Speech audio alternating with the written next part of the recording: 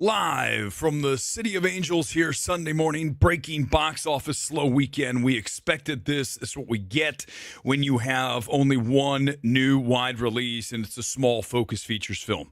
So this is not where we need to be from a release scheduling standpoint. As you see here from Variety, this is a sluggish weekend, second worst weekend we have seen this year, only behind the Super Bowl. And again, it just points to the fact that we have nothing that's all that compelling in the marketplace, including Captain America third weekend, $15 million down 47%. And when you look at this thing on a global standpoint directly to the Disney email, you guys can see here $341.8 million. This is not getting to $400 million. So it shows you the state the MCU is in, and it's not a good state, right? And if you want to go for a comparison, I pulled up from roughly, 2 years ago now, the Quantumania third weekend email, and look what we have here, $420 million. So you're looking at a difference of $80-ish million between the two films under here on Captain America. So we talked about it coming into this film. And certainly with Thunderbolts coming up next, then Fantastic Four, we might need a hard reboot. It really depends on how these next two films go, but this is a big-time disappointment for Marvel. And that's being objective. Remember, I'm a reporter. Ultimately, I can have all the opinions I want about Anora being the worst film that'll ever win Best Picture, should it win tonight, whatever it may be. But ultimately, I have to, when we talk about these things, when it comes to journalistically and these numbers, this is without any bias. This is a disappointment, okay? That's what makes me better than everybody else in the space. I'm not the anti-woke guy. I'm not the pro-woke guy. I'm fair. I mean, a lot of times you're like, he's not fair because he's hammering a movie. Well, that's okay. That's my opinion subjectively, but it's also a very good, dialed-in, professional, as we call them, evaluation of these films. Look at 15 million, guys, this weekend, down 47%. This should be higher because there's nothing else going on. And there's not even like there's another sports event going on, right? Like the Super Bowl or a major, basketball, March Madness, none of that. So, again, it just points to people going, well, we just don't really care about this movie. And I understand why. Because it's not great, right? It's not the worst movie ever made, but it's not a great film, obviously, at any level whatsoever. Last Breath opens at $7.8 million for Focus. Again, listen, it's okay on the debut, but it's not going to re-energize theaters with this kind of opening. The average per-screen location on that was 2,500. That's not good. Remember, we talked about the average per location on a good, great opening weekend is 20,000 per location. This is at 2,500 to give you some idea of where we are. Let's just call it a tenth. A tenth as big for the biggest film, for the newest film this weekend. So that is problematic. The Monkey is number 3 at $6.4 million, down 55%. You really want to see that hold better. It didn't because it's not good, right? Again, back to the evaluation. We had that live on that Thursday night, or is it a Wednesday night? I saw it early. It's really, from a screenplay, one of the worst I've seen in a very long time. Every character is a joke, a caricature, and you can see why this thing's falling apart fast. Not scary, it's not funny. That's why comedy horror rarely, if ever, hits. It's a bad idea, and the studios have it right. Remember, they talked about how when you looked at the news came out that they don't like to make comedy horror. Like, well, of course they don't. I mean, why would you? Oz Perkins, they don't want to do that. Well, they shouldn't, because they watched your movie and realized that's exactly why we don't have them, because it's bad. Mickey 17 opens up next weekend here. This will be really curious to watch how this does, right? It's Bong's first film in the marketplace since 2019, 2020 with Parasite, right? So it's been 5 years. He is a named director, as we know.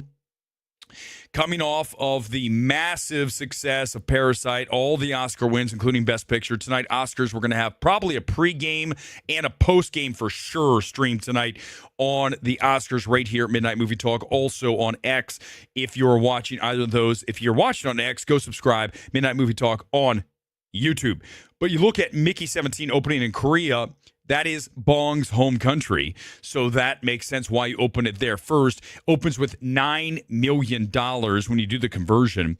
And this is the biggest opening ever for Robert Pattinson in that country, ahead of the Batman, also ahead of Brave New World. So that's exciting. But again, Korea, Bong's home country. So see, that's the thing, right? When we talk about these things, I'm giving you all the information. I'm not saying, oh, look at this. It's ahead of Brave New World. It's bigger than the Batman. It's in Korea. This is why I'm the best. Because everybody else will start going, well, look at it. It's already killing in Korea. Do you understand the importance of the asterisk there? Do you get it? I'm glad you do, because that's why you watch this channel. We're better than the other people. Certainly better than movie math. Oh, my God. Oh, I watched one of those over the week, man. I'm telling you. It's bad. Strong performance. Oh, no. Weber's being mean. He's saying nasty things about Grace Randolph. What's wrong with him? I'll do what I want. And you'll either like it or you won't. I don't care. How about that? Strong performance for IMAX. 9% of the total box office from 27 locations. Opening results for this weekend in Korea. This is very, very whittled down. We are literally at the finest point, right? We are not talking about this gigantic scope. This thing is just dialed in microscopically. We're looking at Dune, plus 10% on that, part 2, plus 22% on Covenant, plus 33% on Romulus, plus 64% on Furiosa, on and on and on and on. Eventually, they get down to Passengers, plus 133% on Passengers. I love when they just keep going further and further with movies and to say, here, look at this, it's bigger. Next weekend, we get it here in the States, China, France, Germany, Italy, Spain, UK, Australia, and all of Latin America. We will see how this film does. I mean, I'm rooting for it. I don't have a lot of faith in it. I think the critics who've seen it early are reviewing it on the Bong name. Remember, we don't review movies on the past success of directors. We've never done that. Why would you ever do that? Why would you step into a movie from Director X, who last had a Best Picture, and say this is already good because it's from Director X? It's asinine. It doesn't make any sense. You are only evaluating what's in front of you that moment. You are not evaluating past filmography. It's not even part of the equation. Now, at the end, after the evaluation comes in, you can compare it to prior work, but you're not going to say, wow, it's Bong, therefore it's great. That's the problem. You guys don't understand what a major issue that is in this space. The average person who does what I'm doing right now, first of all, has no talent. Second of all, it's true. It's 100% true. Second of all, is captured by bias. That makes them completely and utterly unreliable. It's that simple. There's no other way to put it. I mean, I can't be... I'm sorry if that sounds nasty, but I'm telling you guys, the world does not exist where you get to say you're good at something and everyone says, oh, that's right. You prove yourself. And the majority of people in the space do not and never have proven themselves. That's why I will drag them from here to next week and back all the time, because it just is that bad. Let's talk about Bridget Jones. Bridget Jones is at $90 million on the worldwide number, okay? Why does this not have a domestic release? They put it directly on Peacock, Universal. But overseas, they deemed it worthy to put in theaters. 90.1 million. You're telling me that Bridget Jones couldn't do at least 10, 15, 20 million here? But instead, no, directly to Peacock. And now we're getting word, as you guys probably heard, Adam Aaron is finally starting to sort of press the theaters on Windows. One of the things I'd press on also is, if you're going to give this thing an international release, you're going to do it here stateside. Okay, you've got to play hardball with the studios. Adam Aaron gets paid way too much money to sit back on his 10th cocktail in the Hamptons and say, oh, it's okay for these theaters, these studios to run the show. No, it's not. Your turn now to pick the ball up and say, this is what's up. You're going to play by our rules now. COVID's over. And you're not getting that back, and we're not doing that again. Even the next time, if they try to do this another time, we're not even going to give you the windows. You take your movies and put them home, you're not coming back to theaters.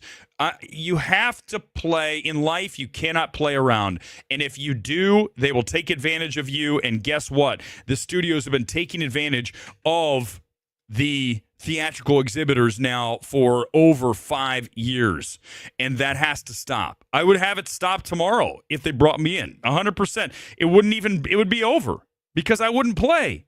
You think Trump plays hardball? You see that shit with Zelensky? Okay, that was a clown show across the board. But you don't think I'm going to go in? I'm going to sit there just like Trump. Oh, Weber's Trump. I'm going to sit there exactly like that, and the studios are going to come in. I'm going to go, listen, no. Listen, bro. Listen. Here's the deal. I'm giving you a 45-day window out of generosity of my heart. I really want to take it to 60 or 90. I want 45, and I want it now. If you do not give me 45, guess what? Your movies are not in our theaters starting, let's give you a month. I'll give you a month. I think that's fair. Okay? Done. Goodbye. I'm walking out the door. We don't have that anymore. We have a society where everyone's like, well, I don't want to get anyone feelings hurt. He was bullying him. They are world leaders. Shut the fuck up about your bullying. Unfucking believable. The level of weakness in society of people who cannot take criticism. Come after me. Have a criticism for me. I'm criticizing. Okay? I'm talking about, it's not personal.